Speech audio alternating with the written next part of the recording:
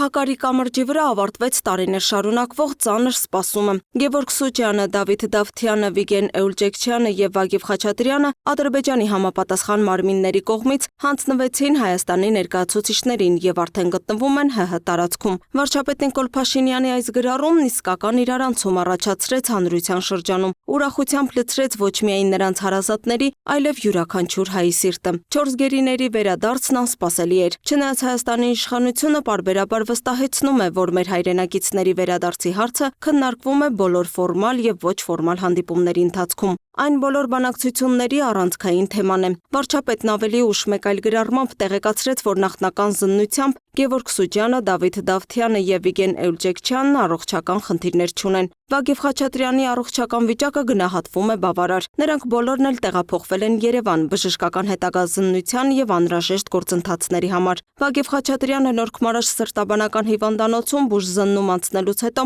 իրեն այցելած առողջապահության նախարար Անահիտ Ավանեսյանի հարցին, թե ինչպես է իրեն զգում, պատասխանել է. Հայաստանում եմ, ուրեմն արդեն լավ եմ։ Առողջապահության նախարարը նշել է, որ վերադարձած անձանց առողջական վիճակը գտնվում է բժիշկների ուշադրության կենտրոնում եւ անհրաժեշտության դեպքում կապահովվի ամբողջ ծավալով բուժօգնություն։ Նրա վիճակը այս պահին իր քրոնիկ վիճակի հետ կապված նորմալ վիճակում։ Պարբերաբար ստուգվել է Ստեփանակերտում, հետազոտությունների արդյունքով հայտնաբերել է այդ խնդիրը։ Այս պահի դրությամբ ունենք տվյալ իրավիճակի թեթև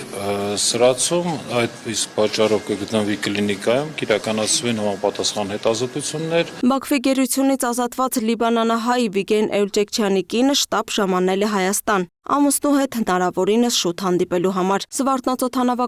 վերջինս լրագրողների հետ չկարողացավ շփվել։ Ուրախության արդյունքներից խեղդվող ձայնով միայն կարողացավ ասել. «Անչափ երջանիկ է, ուզում է տեսնել Վիգենին, դա ամենակարևորն է»։ Ես շատ ուրախ եմ։ Հիմա միակ բանը, որ ուզում եմ, հնարավորինս շուտ նրան տեսնելն է։